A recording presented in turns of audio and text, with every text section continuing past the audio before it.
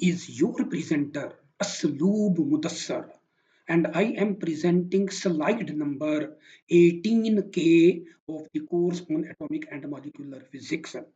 In the today's lecture, I shall be covering structure of electronic transitions, selection rules of electronic transitions, rotational structure of electronic transitions.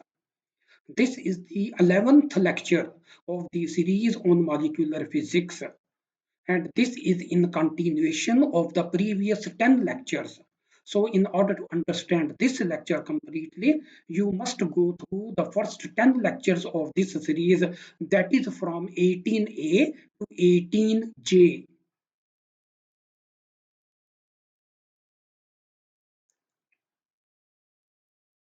Structure of electronic transitions. You see that before that I have discussed this matrix elements MIKEL. EL stands for electron, and I stands for the ith state, K stands for the kth state. So this is the matrix elements that I am going to discuss for the transition between the ith electronic state and the kth electronic state due to the contribution of electrons. So MIK. So MIKEL depends on capital R, which is the internuclear separation between the two nuclei, because the electronic wave function capital Phi depend parametrically on capital R. If the dependence is weak, we can expand it in a Taylor series. So MIKEL as a function of R is equal to MIK as a function of RE plus the derivative of MIKEL with respect to D with respect to R, and evaluated at a value R is equal to RE multiplied by the first power of R minus RE plus so on. So I have just mentioned only the first two terms of the Taylor series expansion. And here Re is actually the equilibrium separation between the two nuclei.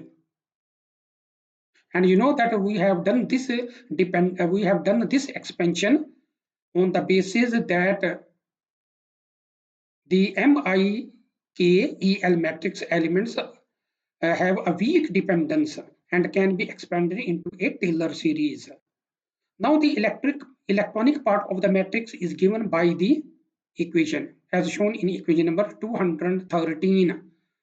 That is the matrix elements as a function of R due to the electronic part of the system is equal to the integral of phi I star, where star stands for the conjugate of phi I multiplied by PEL, where PEL is the dipole moment where PEL is actually the electron transition dipole moment, and phi K is actually the wave function in the kth electronic state, and then integration is with respect to d tau L, where EL stands for electronic contribution. Phi I is the wave function of the ith electronic state. Phi K is the wave function of the kth electronic state. The average value of MIK as a function of R, that is over the range of R values covered by the vibrating molecules. So you see that when we are talking about the vibrating molecules, it means then we have to talk about the average value of R. And also we need to find we need to mention the average value of MIK, which is a function of R. So the average value of MIK as a function of R over the range of R values covered by the vibrating molecules is determined by the first term. So you see that the first term in the expansion, which is MIK as a function of RE, may be sufficient in this case. But MIK is a function of R is equal to constant can be written, and this can be moved outside the integral. So you see that if you use the value of MIKEL, then of course you can, if you use MIK as a function of RE, then if you are treating this as a constant value, then of course the next higher terms being due to the derivative with respect to R will be equal to 0. So the first term will survive when we assume that MIK as a function of RE is a constant quantity. So here we are assuming that MIK as a function of R is equal to constant can be moved outside the integral. And the integral is what I am going to talk about in the next few lines. Using the normalized wave function, you know that this psi, which is the function of R and capital R, is actually the molecular wave function. That is the wave function of the whole molecule is equal to phi of R comma capital R, where phi is the electronic wave function multiplied by the chi n as a function of capital R theta and phi, where chi n as a function of R theta and phi can be written as psi vibration, that is the wave function of the vibrational states as a function of R, and then multiplied by y jm as a function of theta and phi, where jm is the wave function due to the angular due to the due to the angular dependence of the wave function chi n. So you see that now the total wave function psi as a function of R and R, which is the product of the electronic wave function and the nuclear wave function, and the nuclear wave function is itself a product of two wave functions, that is the wave functions of the vibration system and also the wave function of the rotational system depending upon theta and phi. Y of J and M may be regarded as the angular wave function of the system. Now the matrix elements can be written as, so this MIK, that is the matrix elements for the whole electronic system. That is for the whole electronic system. That is for the system of psi. Capital psi as a function of R and capital R is given by equation number 214. So MIK is equal to the integral of psi I star multiplied by the vectorial form of a PEL multiplied by psi k multiplied by d tau EL.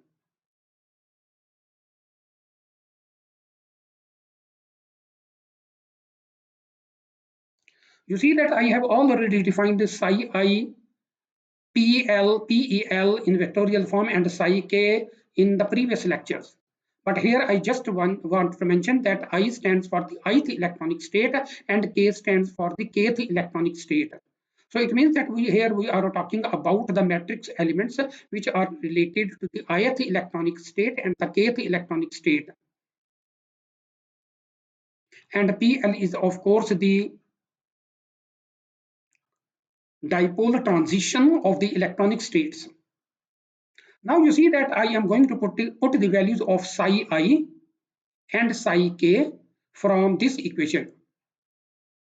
That is phi of that is psi is being replaced by phi of R and capital R and by xn. But you know that I am putting the value of xn is being replaced by psi vibrational and psi and y of jm. So I am putting these values over here. So let me remind you that J is actually the rotational quantum number and this capital M is actually the projection of the total angular momentum J of the molecule onto the internuclear separation. So here J is actually total angular momentum of the system. About J I have done some discussion in one of the previous lectures. So now what I am going to do is that I am going to replace psi I star and psi k from these parameters, and after putting these values I have this expression.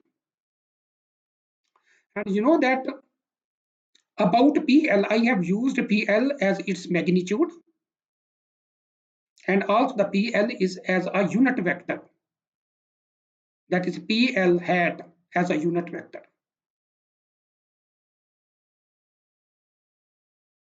So putting these values over here, I have MIKEL as a function of RE,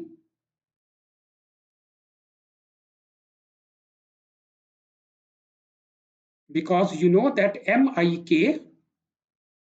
this MIKEL as a function of RE is actually defined by this integral, where you know that you will just write the magnitude of this PEL. So if you write PEL in the magnitude form, then you see that you can write MIKEL as a function of R, but this R will be replaced by RE because we are taking the first term of the Taylor series expansion, assuming that MIK is nearly constant.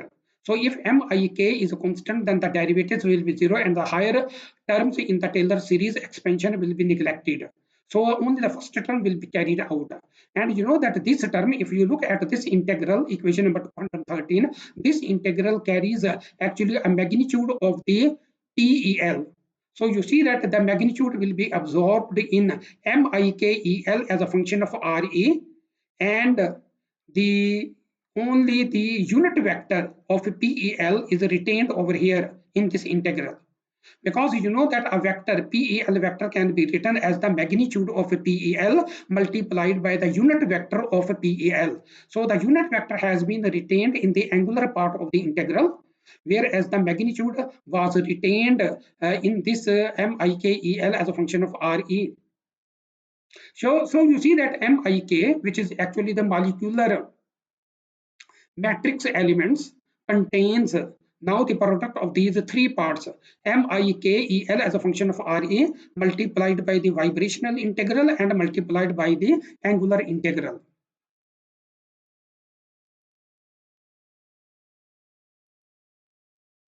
Where MH bar is the projection of J on the selected axis, that is in the direction of K, or in the direction of E, or in the direction of K of the incident electromagnetic wave for absorbing transition, or in the direction from the emitting molecule to the observer for fluorescent transitions. So you see that J vector can have different directions. That is, for the case of absorption, its direction is different, and for the case of radiation emission by the molecule, its direction could be different, which I have explained over here. But it has also been explained in one of the previous lectures about the direction of J. That is, J may have two different directions. In the absorption case, it will have different directions, and when the molecule is emitting electromagnetic radiations, then of course the J direction will be different. So let me read this paragraph once again, where MH bar is the projection of capital J on the selected axis. Now, which selected axis is in the direction of electric field E of the electromagnetic wave incident on the molecule, or the propagation direction of the electromagnetic wave for absorbing transition. That is, for the absorbing transition, the value of a could the value of a the value of K the value of J could be in the direction of E, or could be in the direction of K, or in the and for the emission transmission, or in the direction of the emitting molecule to the observer for fluorescent transitions. That is, in the direction the observer is observing the electromagnetic waves for the fluorescent radiations, the J direction could be in the direction of the emitting molecules. The nuclear part of the molecular dipole momentum. Now you see that I am here talking about the nuclear part. The nuclear part of the molecular dipole momentum. You know that here I am talking about the PEL, which is the electronic part of the dipole moment, because here I am discussing the electronic transitions, and that's why I am discussing here the molecular part of the electronic dipole moment. But you know that this molecular electronic dipole moment is okay, but you see that there is another electric dipole moment, which is the nuclear or the molecular dipole moment, or the nuclear part of that molecular dipole moment, which was represented by P with a subscript of capital N, and has been discussed in one of the previous lectures. The nuclear part of the molecular dipole moment, for that one you can see equation number 195, is directed along the internuclear axis. So here the point is important. Nuclear part of the molecular dipole moment is directed along the internuclear axis. The electronic part of the dipole moment can have any direction in the molecular coordinate system. So you see that these are the two very important and distinct points about the dipole moments related with the nuclei or related with the electron. So the nuclear part of the molecular dipole moment is directed along the internuclear axis, that is along the axis R, the electronic part of the dipole moment can have any direction in the molecular coordinate system. The transformation to the space fixed coordinate system, and you know that the space fixed coordinate system is the capital X, capital Y, capital Z system, and has been discussed in one of the previous slides. The transformation to the space fixed system is therefore more complicated and has to use a transformation matrix which contains the Euler angles.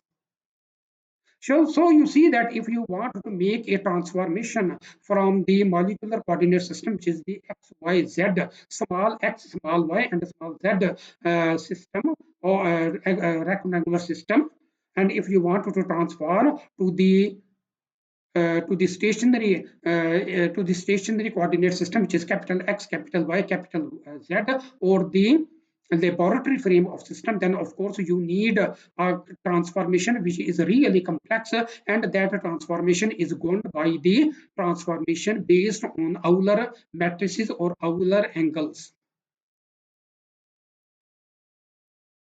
For many molecules with a strong dependence of MIKEL as a function of R, that is the dependence of this matrix elements on capital R, the second term of the Taylor series is included, and the curves are shown in the figure on the next page. Now you see that this is the case for when the matrix elements have a strong dependence on the value of capital R. Then we need to include the second term also in the Taylor series expansion. That is, we can include this second term when this matrix elements have a strong dependence. And you know that we have discussed the case when these matrix elements have a weak dependence and we retained only the first term, which is a constant term, and the rest of the terms were neglected because the derivatives of those constant terms will be equal to 0. So when there is a strong dependence of the matrix elements on the capital R, then of course we can also include the second term in the Taylor series expansion.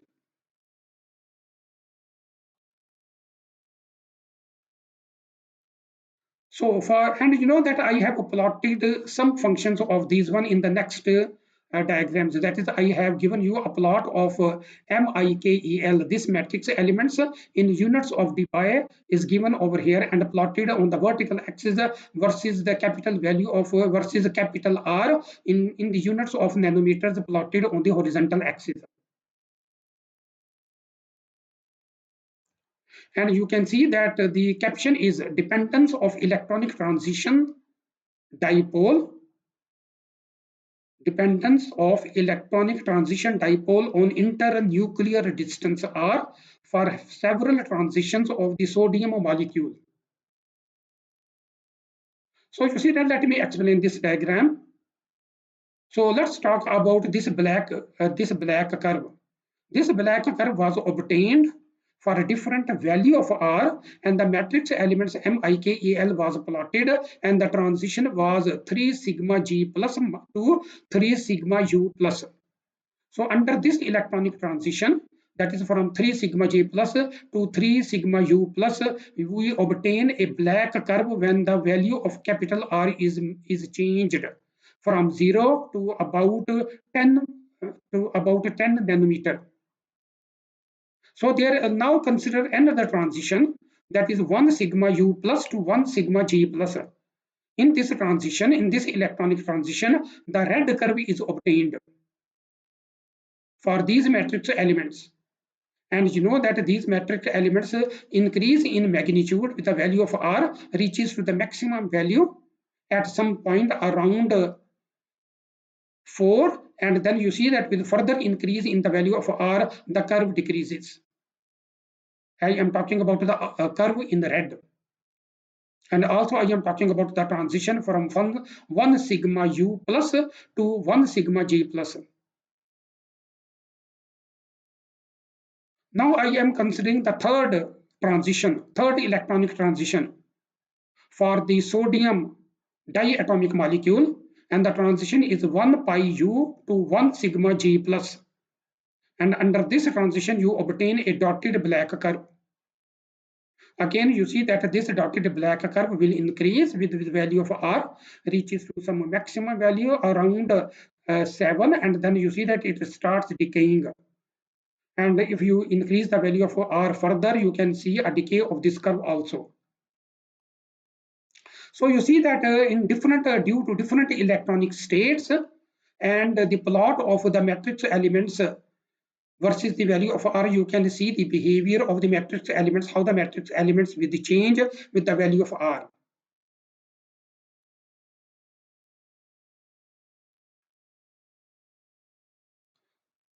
And you see that in these plots, I have included the second term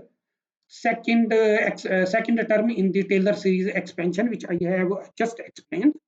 So for many molecules with a strong dependence of the matrix elements as a function of R on R, the second term in the Taylor series expansion is included, and the curves shown in the next page are plotted.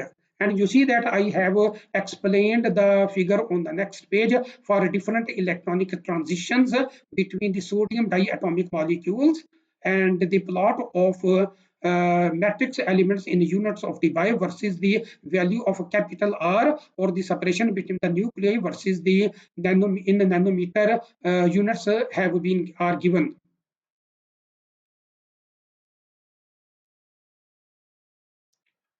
Probability of spontaneous emission is proportional to the absolute square of the matrix elements. The intensity of the spectral emission line is given by. So you see that in the emission process, you obtain the intensity of different radiations. And here I am talking about the intensity between the intensity of spectral intensity either absorbed or emitted between the two electronic states having the quantum numbers Ni, Vi, Ji and Nk, Vk and Jk, where Ni and Nk represents that which of these states are higher in energy. For example, in this if in the next graphs, you can regard Ni as the higher electronic state and Nk as the lower electronic state, or vice versa, where Vi is the vibrational quantum number of the in the ith electronic state, and Ji is the ith rotational quantum number in the ith electronic state. And then you have similarly Nk, Vk and Jk, where Vk is the vibrational quantum number in the kth electronic state, and J is the rotational quantum number in the kth electronic state. So you see that this is a transition between the ith electronic state and the kth electronic state, and the intensity of radiations which are emitted in this transition will be proportional to the absolute square of the matrix elements multiplied by the FCF, where FCF is actually the Frank condom factor, which I shall also give you a mathematical form of that one. And this is a function of Vi and Vk, that is the vibrational level in ith state and the vibrational level and the kth state.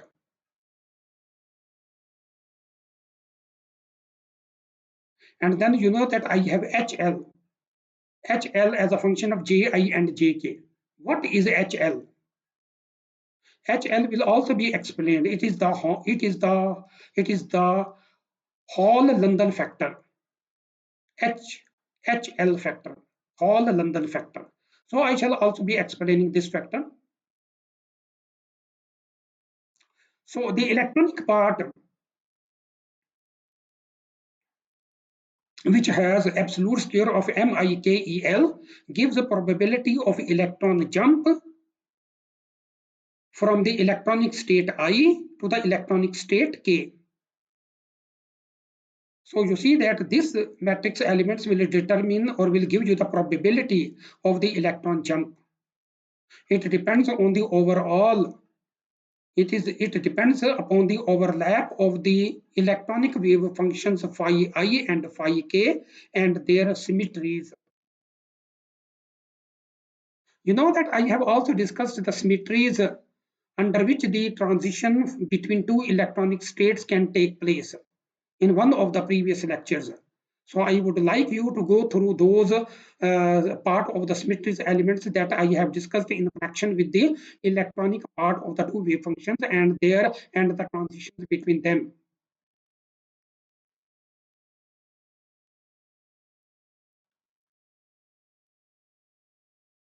Now the Frank-Condon factor is defined over here. It has already been defined in one of the previous lecture, but now I am reproducing it over here. So Frank-Condon factor FCF as a function of two vibrational quantum numbers Vi and Vk, where Vi is the vibrational quantum number associated with the ith electronic state, Vk is the vibrational quantum number associated with the kth electronic state, and it is given by the absolute square of the integral, which involve vibrational wave functions, and the integration is with respect to r. If the wave function psi vibration is a real function, then of course you don't need to write the conjugate. But if it is a complex quantity, then of course you need to write psi star vibration. Of course, the first one will belong to is related with is a function of the vibrational quantum number Vi, and the second one vibrational states will represent is a function of the vibrational quantum number Vk associated with the kth electronic state.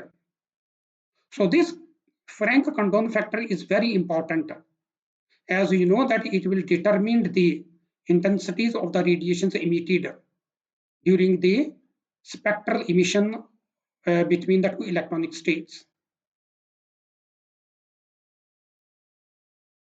The integral in equation number 217 is an overlap integral due to the overlap of two vibrational functions, which I have just explained in Frank-Condon factor. Now I am going to give you a mathematical expression for the Hall-London factor. So HL factor depends upon two quantum numbers Ji and Jk, where Ji is the rotational quantum number in the ith electronic state, Jk is the rotational quantum number belonging to the kth electronic state, and it is given by the absolute square of integral of Yji and then of course the unit vector PEL, then of course again Y of Jk and Mk, and then multiplied by sine of theta d phi d theta.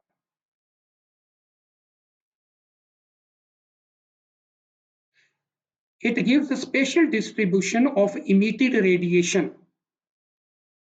Spatial distribution, that is the spatial distribution mean that it gives a distribution at when theta is changed and when phi is changed. So you can find out a spatial distribution emitted by the radiation, and it depends upon the rotational angular momenta.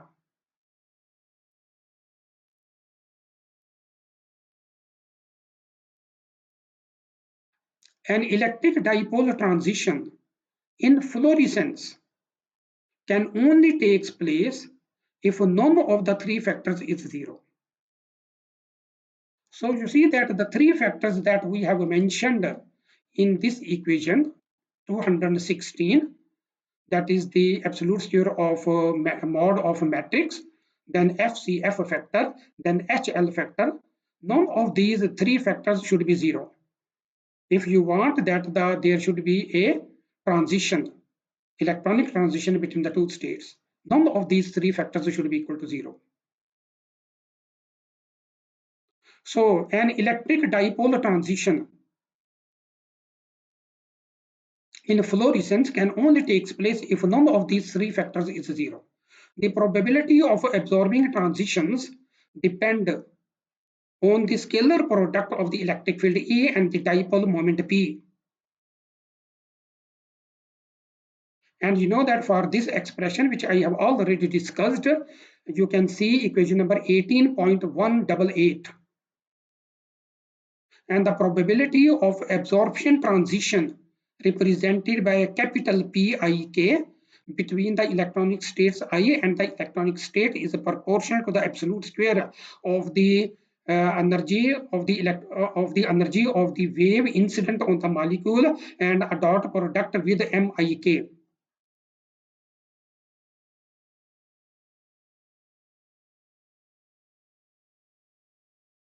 Only the HL factor differs for spontaneous emission and absorbing transitions because it depends only on the orientation of the molecule in space. That is, direction of MIK against the electric field E. So you see that HL factor could be different for the spontaneous emission case and for the absorbing transition case because it depends on the orientation of the molecule in space. So if the molecule has a different orientation, then of course the molecule will have of course different orientations when it is spontaneously emitting the radiation or when it is absorbing the radiation having electric field E. That is the direction of MIK against the electric field E. Now the intensity is given by I is equal to epsilon naught times E square. And this is the intensity of the electromagnetic field incident on the molecule, where capital E is equal to the unit vector epsilon E, represented as a unit vector. Or this is actually this is not really epsilon E, but it is just a unit vector E multiplied by the absolute square of E vector. The transition probability is now given by. So this is the transition probability in absorption between the state I and K. So PIK is equal to epsilon naught into E square multiplied by the absolute square of the matrix elements multiplied by the integral of these vibrational integrals, which is the Frank quantum factor, and then multiplied by n by the absolute square of n integral having angular dependencies, and the factor is HL factor.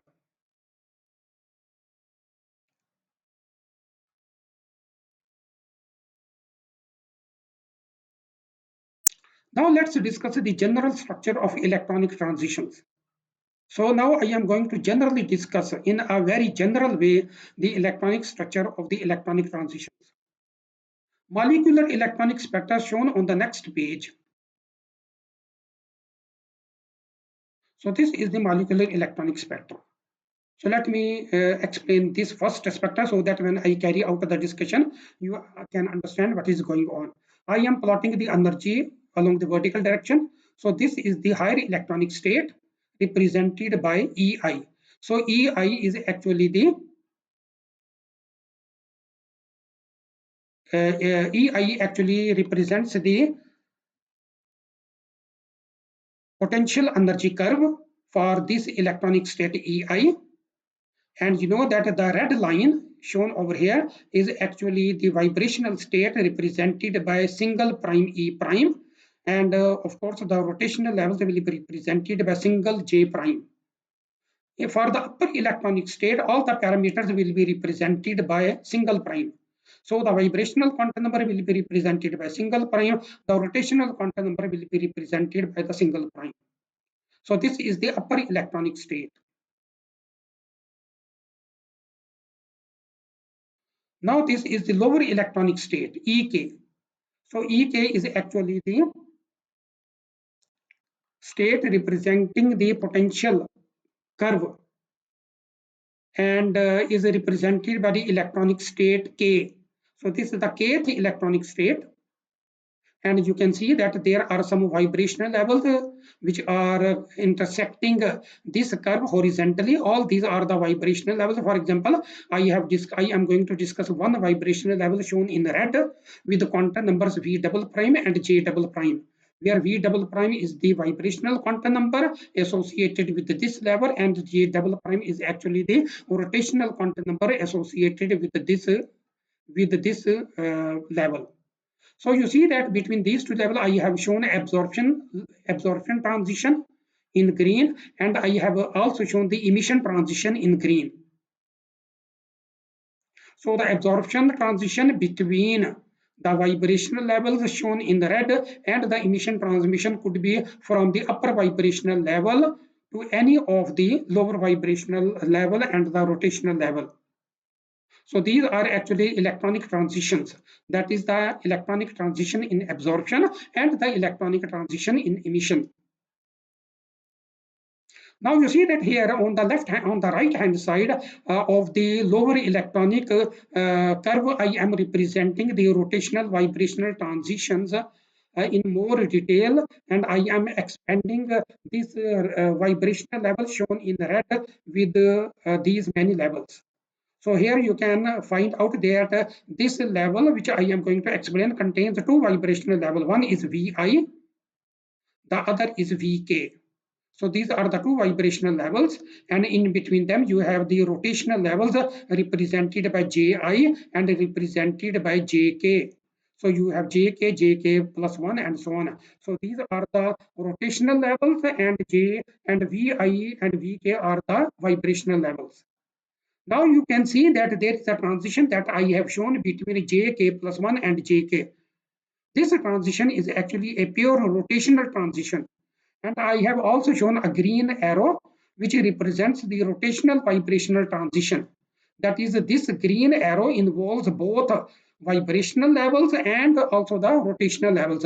That is, this transition with a longer green arrow involve two different vibrational level and also two different rotational levels. Whereas this small green arrow involves only two rotational errors, only two rotational levels of the same electronic state. That is, it is called a pure rotational transition, whereas the transition corresponding to the larger green arrow will represent a rotational vibrational transition involving both vibrational quantum numbers and the rotational quantum number. So the caption of this figure is a schematic representation of the structure of molecular transitions involving electronic lines involving electronic transitions.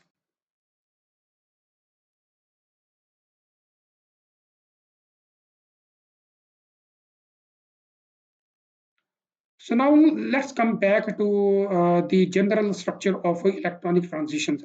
Molecular electronic spectra is shown in the next page, which I have explained. All allowed transitions from Ji double prime to Jk single prime. Single prime, you know, that represents the upper state. J and double prime parameters represents the lower state. So Ji is actually the rotational quantum number of the ith electronic state, and Jk is actually the rotational quantum number corresponding to the kth electronic state. So these transition between these two rotational levels when Jk single prime of a given vibration level V single prime in the upper electronic state and Ji double prime of V double prime in the lower electronic state form a band.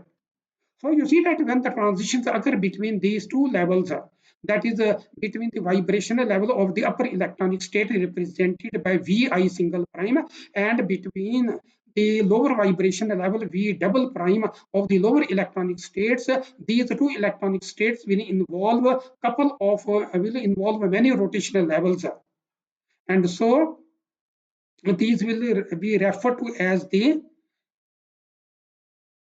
of a given molecule, and the upper electronic state in the lower electronic state form a band. So you see that a band of rotational vibrational transitions will occur between these two levels. In absorption or fluorescence spectra, such a band consists of many rotational levels. So you see that many rotational levels could be possible. Transitions with the delta J is equal to 0 form the Q branch. So all the transitions for which that is the transition occurring with the same value of quantum number, rotational quantum number J, that is delta J is equal to J1 minus J2 is equal to 0, will form a Q branch, and delta J, which is equal to Ji single prime minus Ji double prime, is equal to plus 1, will form an R branch, and delta J is equal to minus 1 will form a P branch. So you see that we can have a P branch, we can have an R branch corresponding to delta J is equal to +1, and we have the P branch corresponding to delta J is equal to -1. Q branches are only present in the transitions where the electronic angular momentum changes by delta lambda is equal to 1 h bar. So you see that all those transitions in which delta lambda will change by 1 h bar, that is involving the transition, for example, sigma to pi transitions. For such transitions, the Q transitions will involve and the Q branch will form in order to compensate for the spin of the absorbed or emitted photon. So you see that in order to compensate the spin of the absorbed or emitted photon by the molecule must have delta lambda is equal to 1 h bar, or the transition could equivalently be between the sigma and the pi transition, so that the angular momentum is satisfied, or the change in angular momentum is satisfied or compensated by the molecule while absorbing the photons. Electronic transitions with the delta lambda is equal to 0, for example, sigma to sigma transitions, have only P and R branches. So you see that now I have explained that under what condition we will have the Q branches and under what conditions we have the P and R branches.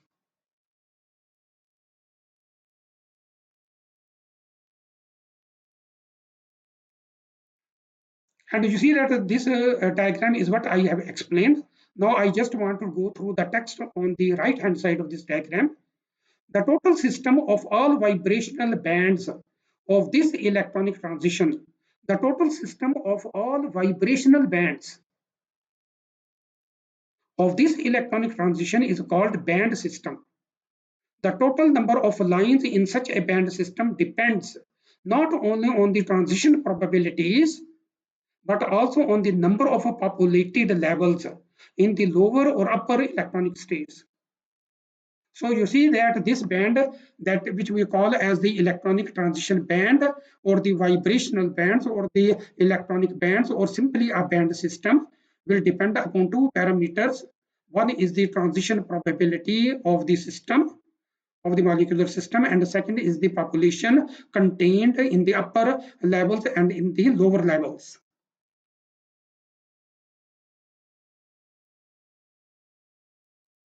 The intensities of the lines.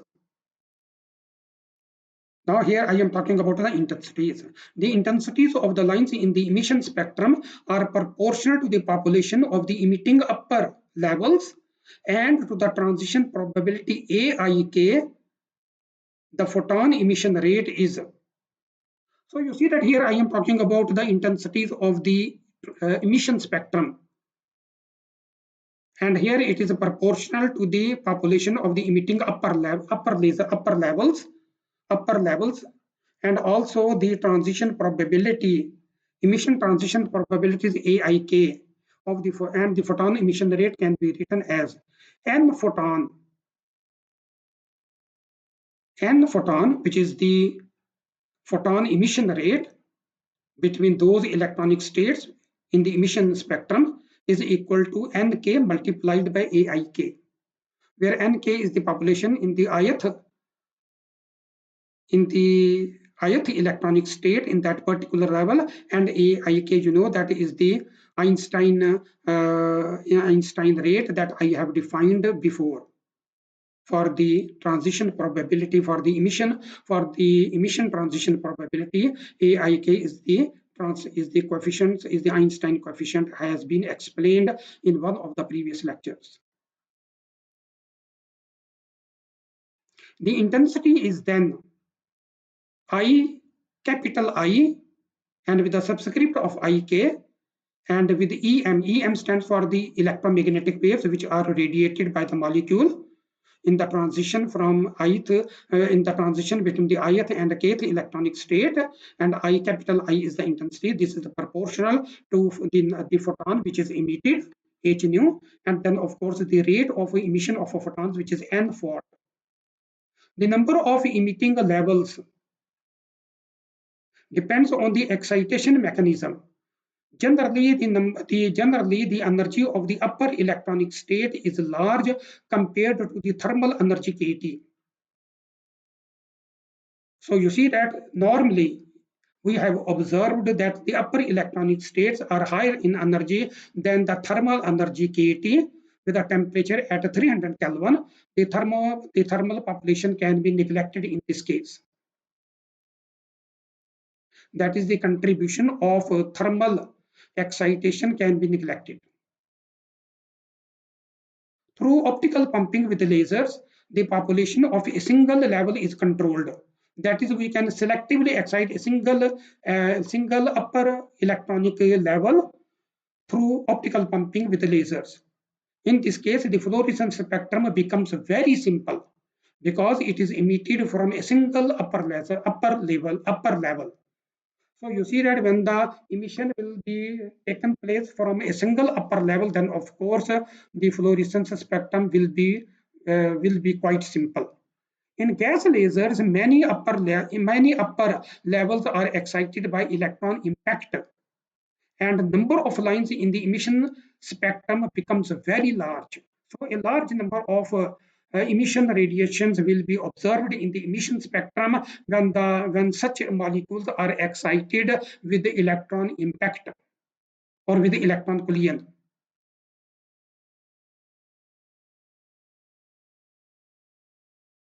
The absorption spectrum consists of all allowed transitions from the populated lower levels. So you see that you have many lower levels in the lower electronic states. For example, many vibrational levels, many rotational levels lying in the associated with lower electronic states. So those levels can be excited during the absorption process. The absorption spectrum consists of, now here I am talking about the absorption spectrum. The absorption spectrum consists of all allowed transitions from the populated lower levels. Their intensity is given by, so I, which is the intensity of the absorbed radiation for the electronic states I and K, and ABS stands for absorption radiation, is equal to Ni multiplied by W of nu multiplied by Bik. You know that Bik is the Einstein's coefficient for the absorption, which I have already explained, and its mathematical form was also discussed there.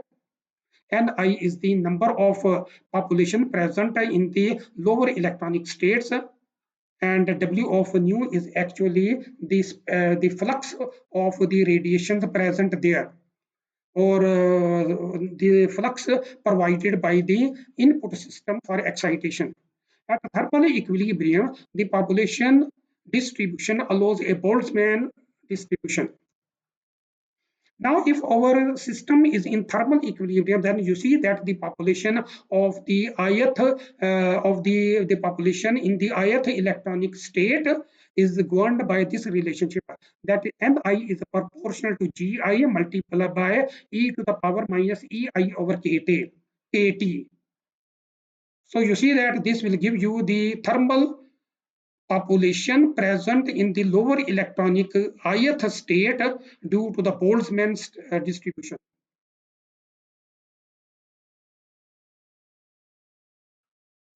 Now let's discuss some selection rules between these transitions, that is between the electronic transitions.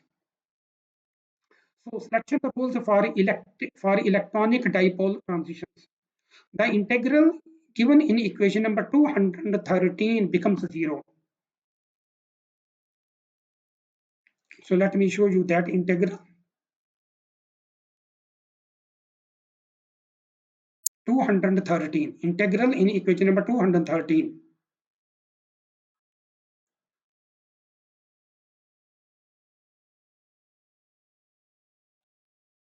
So the integral in equation number 213 becomes 0 if the integrand is an odd function of the electronic coordinates. This gives the selection rules for symmetry of the electronic wave functions, phi I and phi k. So you see that now we have two electronic wave functions, phi I and phi k, where phi I could be so any of them could be an upper electronic state, and the other one could be a lower electronic state. So these two electronic state for the transition should satisfy these conditions. For example, these are the symmetry rules, that is the transition from plus symmetry to the minus symmetry can take place. Similarly, the transition from the negative symmetry to the plus symmetry can take place. This could be a reflection symmetry, and you know that I have explained these symmetries in much greater details in one of the previous lectures. Now the transitions between positive symmetry to positive symmetry is not permitted. Similarly, the transition between the electronic states, both having a negative symmetry, is not permitted. So these, you know, that are the reflection symmetries of the wave functions. For homonuclear diatomics, additional selection rules is applicable. So here I am talking about homonuclear diatomic molecules must satisfy these additional rules. That is G transition from G-rate to ungerate transition, that is from G to U, and from U to G, that is from ungerate to gerate transitions, these are possible. But from G to G are not possible. Similarly, from U to minus U is not possible, or from U to U is not possible. So the transition between opposite parities, that is from the even parity to the odd parity, similarly from the odd parity to the even parity, are allowed. So from G to U and from U to G are allowed. Angular momentum conservation implies the rule that is delta capital lambda is equal to 0 or plus minus 1. So these are also the conditions that the electronic transitions must satisfy.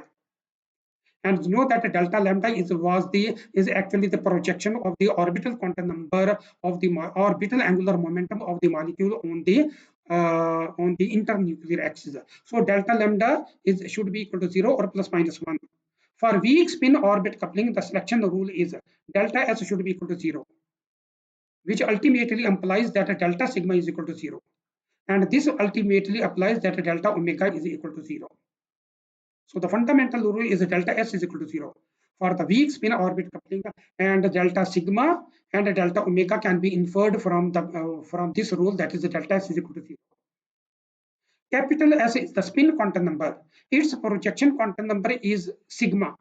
So if change in delta S is equal to 0, the change in delta sigma will also be equal to 0. And the projection number, that is the total projection quantum number delta omega, which is the sum of two projections, that is capital lambda plus capital sigma, will also be equal to 0 in that case. That is delta omega will also be equal to 0.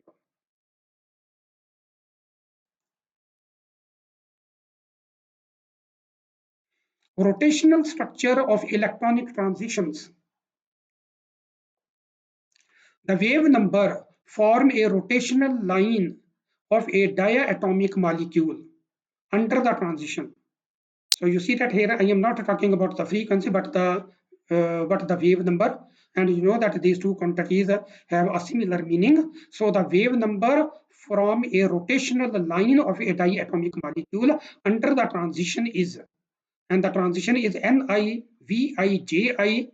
and NKVKJK, where Ni and Nk represents that which of the electronic state has a higher energy depending upon the value of Ni or Nk. If Ni has greater value than Nk, it means that the upper electronic state will be Ni state. And similarly, you can also say that if Nk is greater than Ni, then Nk that is the K state will be your upper electronic state. And Vi is the vibrational quantum number corresponding to the ith electronic state. Ji is actually the rotational quantum number corresponding to the ith state that we are discussing. And you know that when the transition occurs between these two states, then the wave number can be written as the wave number between the transitions I and k is equal to T E single prime minus T E double prime plus T vibration as a function of new single prime minus T vibration as a function of new double prime and T rotation as a function of J single prime minus T rotation as a function of J double prime. In the following, I am going to explain the meaning of these.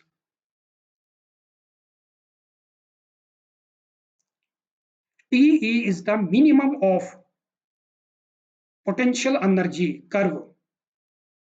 So TE is the minimum of the potential energy curve. So since a single prime mean, it is involving, for example, the lower energy curve, for example, higher energy curve, higher energy electronic curve, and the double prime will represent the lower electronic energy curve. So this TE is the minimum of the potential energy curve of the electronic states. That is either of the lower electronic state or the upper electronic state. TVIB, that is T vibrational, is the term value of the vibrational states for J is equal to 0. That is when the rotational quantum number J is equal to 0 for an electronic state, then T will be T vibrational will for a value of V single prime will correspond to the term value of the upper electronic state, and TVIB with a V double prime corresponds to the term value of the lower vibrational states of the lower electronic states for J is equal to 0. So you see that TVIB with single prime and TVIB double prime will have been defined for J is equal to 0 for the two electronic states. Now T rotational of J single prime and T rotational of J double prime. This T rotational of J is the pure rotational term value corresponding to the upper rotational state represented by J double prime and to the lower rotational state represented by J single prime.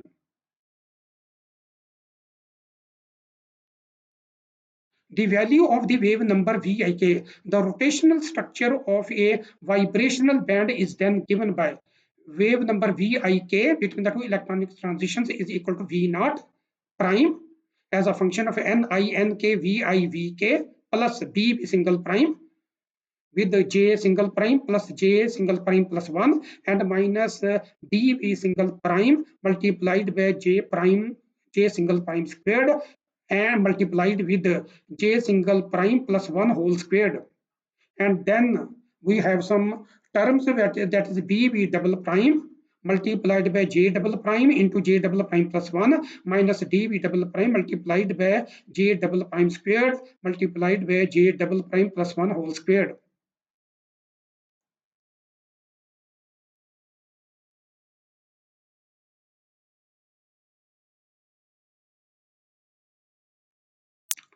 The rotational constants BV single prime in the upper state can either be larger or smaller than BV double prime.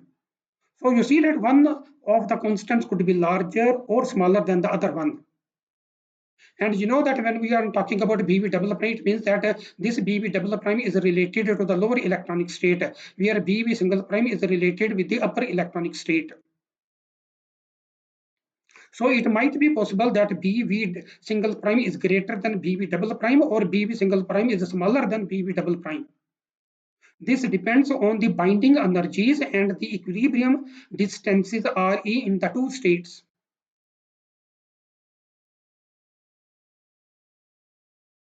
The portrait diagrams shown on the next page has a different structure for each of the two cases. That is for the case that VB single prime is greater than or smaller than BB double prime. The portrait diagram is shown on the next page. And you know that I have already discussed the portrait diagram in one of the previous lectures. Now I am going to just give you the shape of those portrait diagrams. For example, look at this portrait diagram with BV double prime is greater than BV single prime. So there are three branches, you know. On the horizontal axis, I have plotted V as a function of J. And I have plotted J on the vertical axis and the radiation emitted as a function of V of J on the horizontal axis. So you can see the R branch, how the R branch will behave.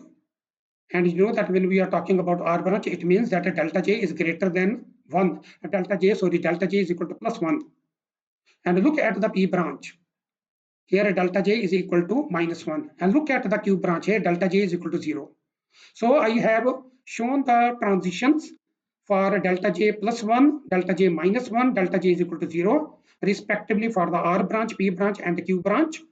And I have plotted these values in the portrait diagram, considering that BV double prime is greater than BV single prime. Now, if you consider the other way, that is BV double prime is smaller than BV single prime, then you see that you will have these three curves again.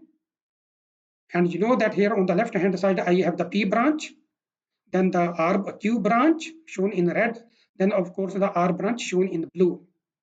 And again, the wave numbers or the frequencies have been plotted on the horizontal axis, and the value of J plotted on the vertical axis, which is the rotational quantum number. So you can see that I have also plotted VH for the R branch. And here I have drawn VH at the P branch. What is VH? I shall explain in a minute, but let me go through the caption of this figure.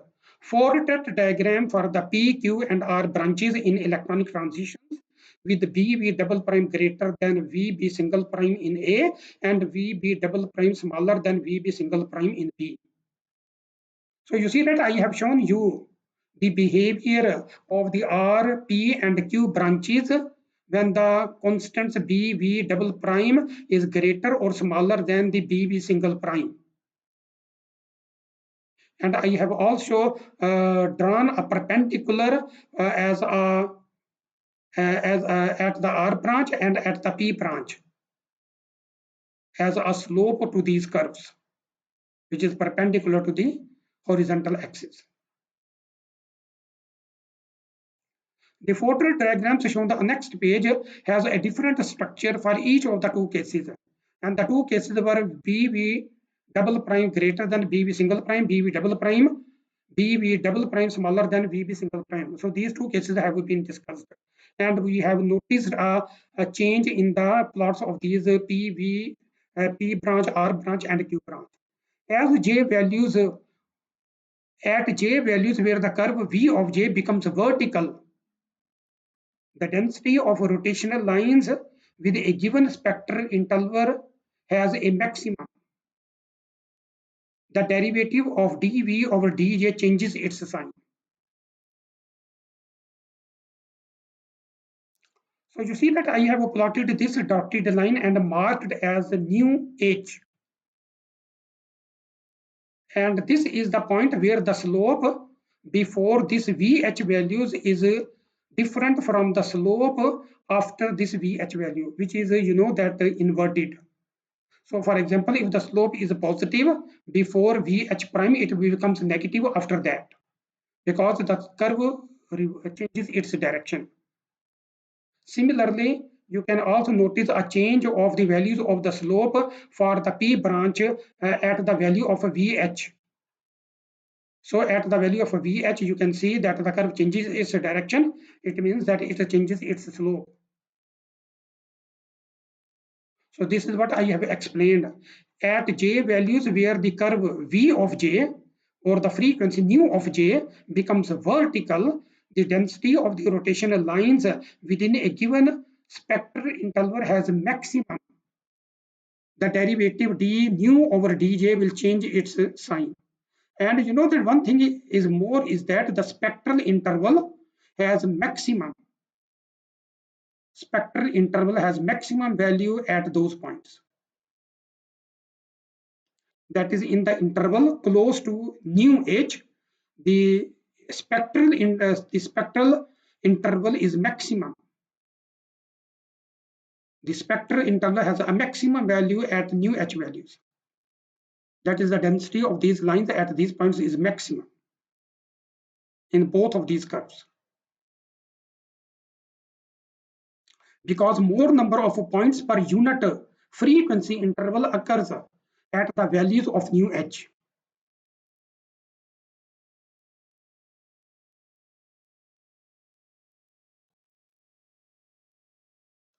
For BV double prime greater than BV single prime, the positions nu of J of the rotational lines increase for R lines before the maximum and then decrease again. The position nu H of this line pile up is called the band head. So nu H is called the band head. And for this curve in which nu V double prime is greater than nu V single prime, the positions of nu H of the rotational lines increase for R values.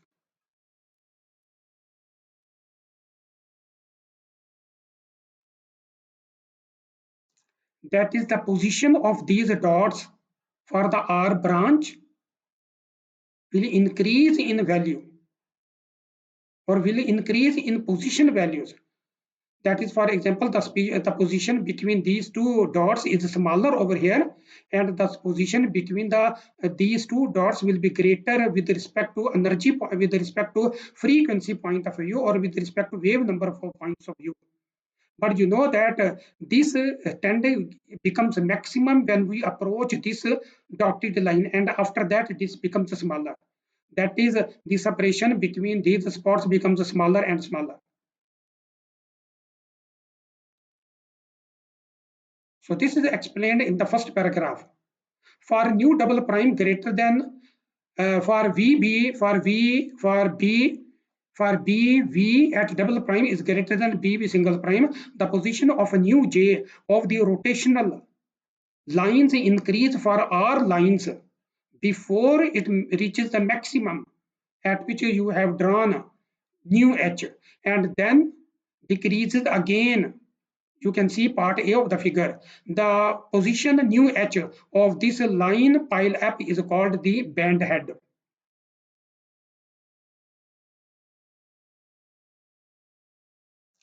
For BV double prime, if greater than for BV single prime, the R lines show a band head at high frequency side of the band.